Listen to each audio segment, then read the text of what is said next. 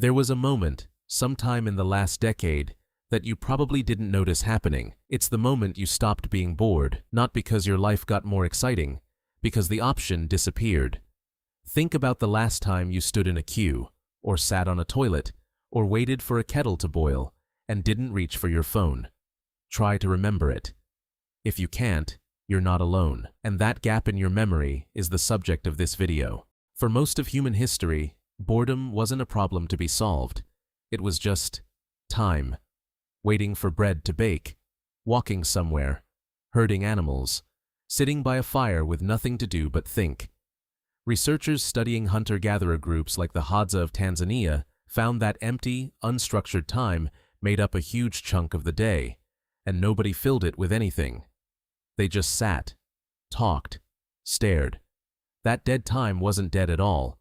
It was where the brain did its most important offline work. In 2014, psychologists ran an experiment that sounds almost cruel in hindsight. They put people alone in a room with nothing, no phone, no book, just their own thoughts, for 15 minutes. A lot of participants said it was unpleasant. Some said they'd rather get a mild electric shock than sit there doing nothing. That's not a joke. That's the actual finding. Humans, when given true boredom, will choose pain over stillness.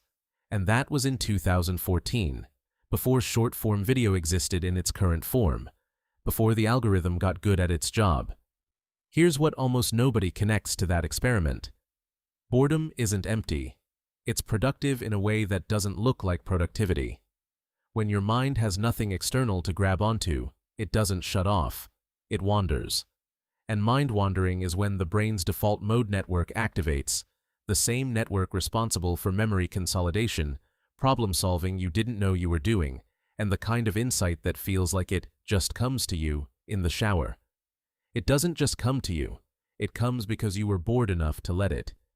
Every major historical account of breakthrough thinking has boredom hiding in it somewhere. Newton, supposedly, under a tree with nothing to do. Einstein's thought experiments happening while he stared out a window doing patent office paperwork.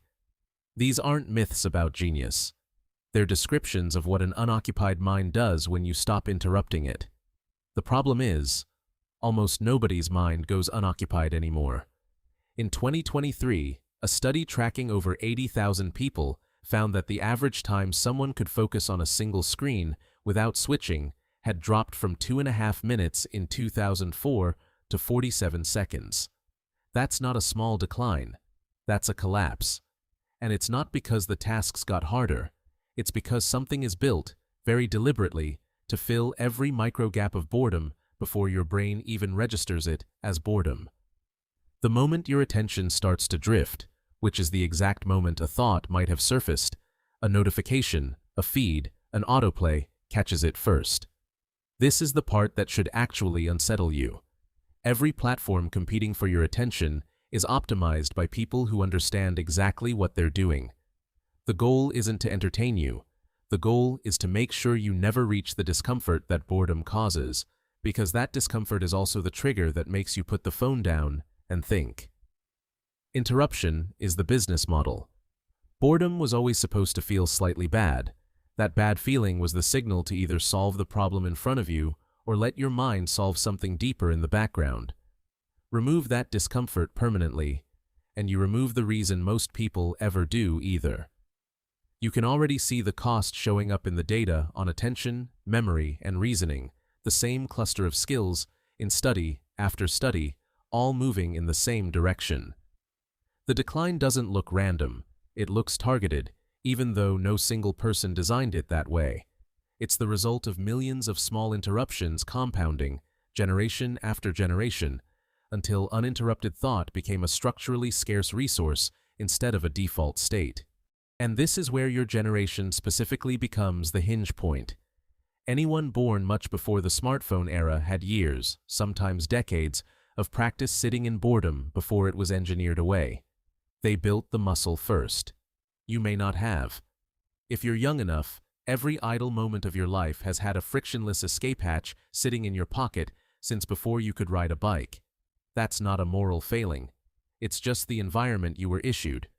But it means the skill of tolerating an unfilled moment, The actual cognitive skill, not the willpower, may never have been built in the first place for a huge number of people your age, which makes you part of something genuinely unprecedented, possibly the last generation that will remember what boredom used to feel like at all, even faintly, while also being the first generation raised inside the systems engineered to eliminate it completely.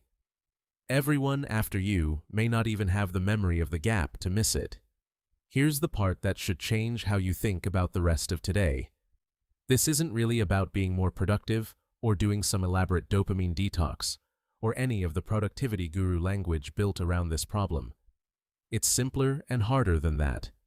The fix isn't adding anything. It's tolerating the absence of something for slightly longer than feels comfortable. Letting the kettle boil without your phone in your hand. Standing in the queue and actually looking around instead of down. Sitting with one unsolved problem for 10 extra minutes before you search for the answer. None of that sounds impressive. None of it will trend. But every piece of evidence on how the human mind actually builds its deepest thinking points to exactly that: small, repeated, unremarkable tolerance for boredom, done enough times that the brain remembers how to use it again. The line on attention spans isn't fixed, it's environmental, which means it's reversible for anyone willing to be uncomfortable on purpose in a world that spent the last 15 years engineering that discomfort out of existence. The question isn't whether boredom is coming back as a habit on its own. It isn't. Nothing is rebuilding that muscle for you. The only question is whether you're going to be one of the people who still remembers how it worked, or one of the people who never finds out what their own mind does when nothing else is filling the silence.